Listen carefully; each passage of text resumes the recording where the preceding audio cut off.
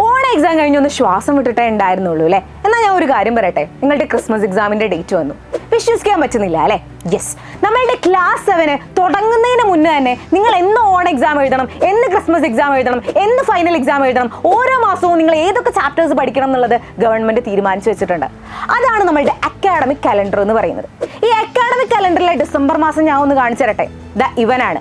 അതിൽ നിങ്ങൾക്ക് 11-ാം തീയതി കണ്ടാലറിയാം, 11-ാം തീയതിയാണ് 2ാം പാദവാർഷിക പരീക്ഷ ആരംഭം എന്ന് ഇവർ കൊടുത്തിട്ടുള്ളത്.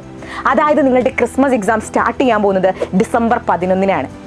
ഡിസംബർ 18 കൂട്ടിയിട്ട് നിങ്ങൾക്ക് ക്രിസ്മസ് എക്സാം കഴിയും. 19-ാം തീയതി ക്രിസ്മസ് പരിപാടിയും കഴിഞ്ഞിട്ട് നിങ്ങൾ വെക്കേഷനിലേക്ക് പോകും. അതായത് നാളെ മുതൽ നോക്കുകയാണെങ്കിൽ, കറക്റ്റ് നാളെ മുതൽ നോക്കുകയാണെങ്കിൽ നിങ്ങൾക്ക് 77 ദിവസങ്ങളാണ് നിങ്ങളുടെ മുന്നിലുള്ളത്. ഈ 77 ദിവസങ്ങളിലായിരിക്കും നിങ്ങൾക്ക് ആർട്സ് വരുന്നുണ്ട്, സ്പോർട്സ് വരുന്നുണ്ട്, ടൂർ വരുന്നുണ്ട്, എല്ലാം നിങ്ങൾക്ക് ഈ ഒരു 77 ദിവസം കൊണ്ടായിരിക്കും. ഈ 77 ദിവസത്തിൽ 7 ദിവസം അതിനൊക്കെ നിങ്ങൾ മാറ്റി വെച്ചോ. എന്നാൽ ബാക്കിയുള്ളത് നിങ്ങൾക്ക് എത്ര ദിവസമാണ്? 70 ദിവസങ്ങളുണ്ട്. ആ 70 ദിവസങ്ങളും 7 സബ്ജക്റ്റും. പേടിയാവുന്നുണ്ട് അല്ലേ? എന്നാൽ നിങ്ങൾക്കുള്ള ബെസ്റ്റ് സൊല്യൂഷനാണ് ഞങ്ങളുടെ ഫാസ്റ്റ് ട്രാക്ക് ബാച്ച് എന്ന് പറയുന്നത്. ഈ ഒരു ഫാസ്റ്റ് ട്രാക്ക് ബാച്ചിന്റെ പ്രത്യേകത എന്ന് പറയുന്നത്, നിങ്ങളിപ്പോൾ ഡിസംബറിലേക്ക് എങ്ങനെ ക്രിസ്മസ് എക്സാമിന്റെ പോർഷൻസ് പഠിച്ചു തീർക്കുമെന്ന് വിചാരിച്ചിട്ട് പേടിയാവുമല്ലേ?